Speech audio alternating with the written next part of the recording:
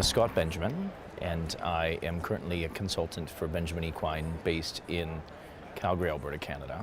I spend the majority of my year traveling around the world involved with Arabian horses, and have so all of my professional life really, and have been involved with the Arabian now for 40 years. I was telling them on the radio broadcast yesterday morning about my involvement since I was a young man on a farm in Illinois. So my family, I grew up on a family farm. We eventually evolved into horses, which then eventually, by the time we purchased the second horse, it was a half Arabian pony that then got us very interested in Arabian horses. So I've been very fortunate to be involved with the Arabian breed now for 40 years.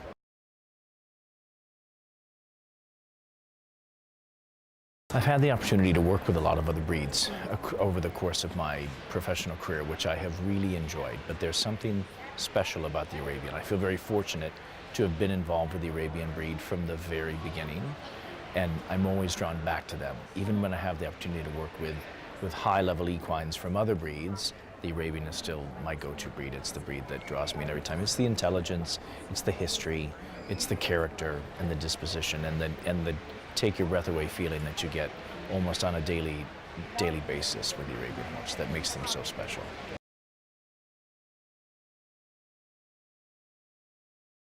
Breeding that was my specialty, or at least my area of major influence when I was at university, was studying equine science under the banner of animal science, and then studying breeding and genetics. So that whole idea of breeding took me to Poland when I was a young man at the age of 22, which then turned into a 5-year stay in Poland. And so I've pursued breeding at the top level of the industry now for all of my professional career. Fortunate enough to work with a group of fantastic people in Australia by the name of Malawa Arabian Stud, who do a wonderful job breeding Arabians in very much the same vein as the Polish Arabian State Stud. So to have experienced generations now of horses in breeding programs, not only through my direct experience over the course of my adult life, but sharing in that collective experience of the breeders that came before me, whether those were the breeders in Poland or the breeders in Australia. There's essentially 12 to 15 generations of horses in my mind that I always think of every time we go forward breeding the next generation. And I think that's always the most exciting part, is every spring, whether it's the spring in the northern hemisphere or the spring in the southern hemisphere, which I'm fortunate enough to sort of get a constant spring, and the foals just keep coming on some side of the planet. And so there's always some level of excitement to see how the genetics from the last generation came forward to make what is going to potentially change the breed for the positive in this current generation.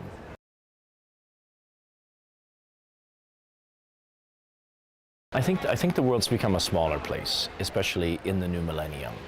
There were certainly looks of horses that were very identifiable in parts of the world before, that you could say that this was an American horse, or this was a Brazilian style horse, or this was a European style horse, even an Australian style horse per se.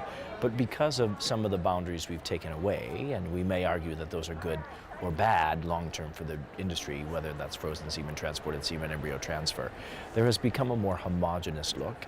And I'd like to think that more positively, that homogeneous look of the Arabian horse around the world is essentially that ideal type, that ideal desert type of horse of tremendous amount of balance, great quality, inherent athleticism, and wonderful dispositions, that in equal parts displays all the 5 classic hallmarks of the breed. So I'd like to think now, especially being here at Scottsdale, which is the largest horse show in the world, 2,500 horses strong, and still has been for 61 years, that this look that we see now in the show ring starts to look more familiar to the same sorts of horses we see in the show ring in Dubai and in Paris and in Sydney and in Sao Paulo.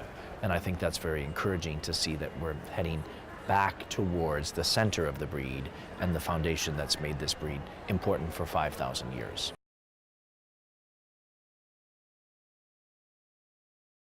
And I think that to move closer to the global ideal of what the Arabian is, I think we need to get back to what the foundation of what the Arabian was. I've always liked to tell people that, especially when we're talking about the context of the show ring and breeding horses for the next generation for the show ring, this breed had value, had inherent value and meaning for 5,000 years before we ever decided to put it in the show ring. And we need to make sure that when we leave it as breeders and stewards of this generation, it still has inherent value as a quality equine for the next 5,000.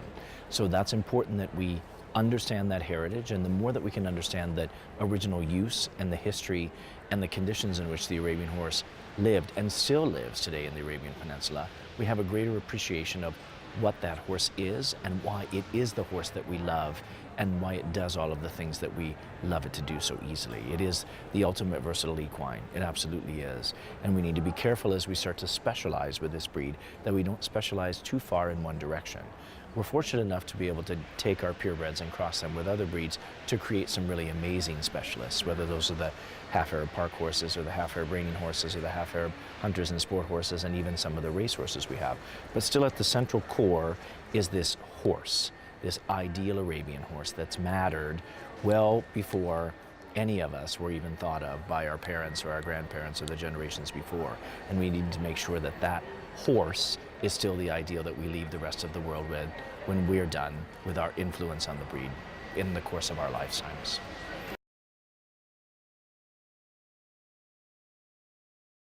Registration matters, and I'm a firm believer in registration of purebred livestock, whatever that is, regardless of species, regardless of breed, because what we're doing is we're ensuring the preservation of the best genetics in every generation have the ability to go forward to the next generation.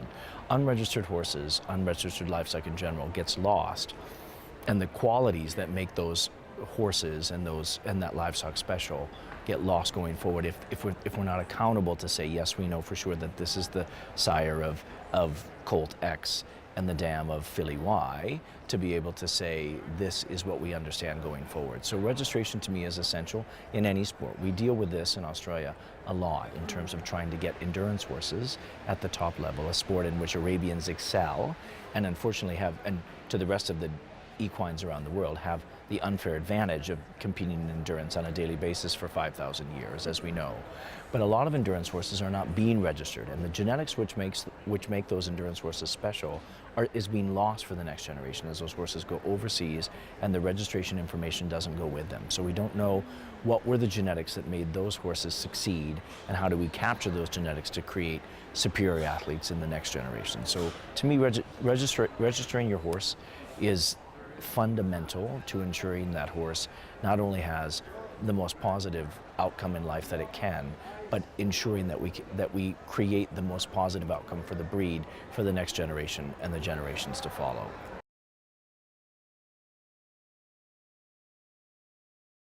It can be. I certainly think that registration can play a role in terms of determining quality of life.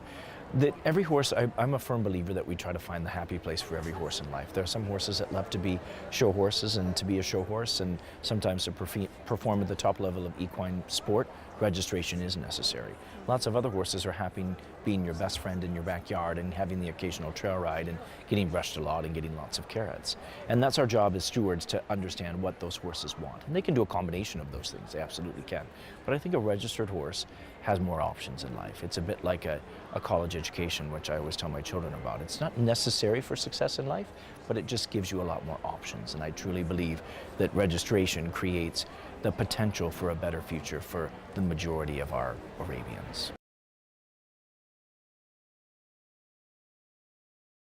I think being a breeder is really the ultimate responsibility that we have to any livestock breed, especially to horses. We've evolved in terms of the way we use horses. I always like to tell people that essentially there's no relationship between humans and the animal kingdom that's been more important to our success as a species than that between horses and humans. We owe our success as a civilization to horses, we do. And more so than a dog, more so than a chicken, more so than a pig or anything else that we've dealt with. The horse has been directly responsible for our success more so than any other animal. And so we have a responsibility that as we create these horses for our use, we've domesticated them for our use. I'm sure we tried other animals out. when we were first domesticating things that could be ridden and things that could be used as pack animals. And the horse, because it was inherently intelligent, it was social, it was pliable, it was trainable, it was all those things, became the animal of choice.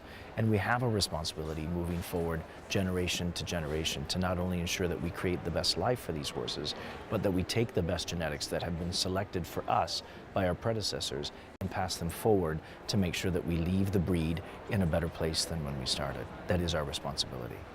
And we would be irresponsible stewards if we did not do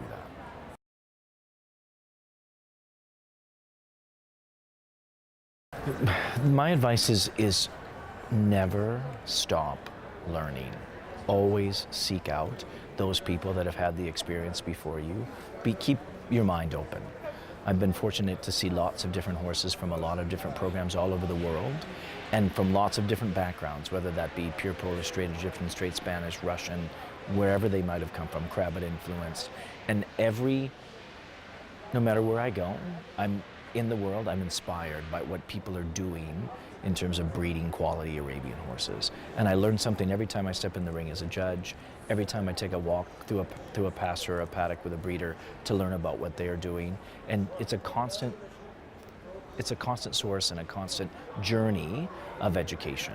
And we're always learning. Learn from the people that have been there from the past. I was fortunate enough to be exposed to some really amazing breeders when I was a young man, and they were very generous in sharing their knowledge, 12 generations of breeding and horses with me, and so I always feel responsible to take that knowledge forward and pass it on to the next generation. And those are always the things that I consider when I'm making breeding decisions and helping people make breeding decisions and imparting knowledge. It's something that I'm extremely passionate about. We take a group of breeders to Poland each year to try to teach them about breeding, not necessarily about Polish breeding. The Polish state studs become our classroom because of their long success story. But really it's essentially how to be responsible stewards with our breeding horses and how to learn from each generation as we go forward to make the best generation possible.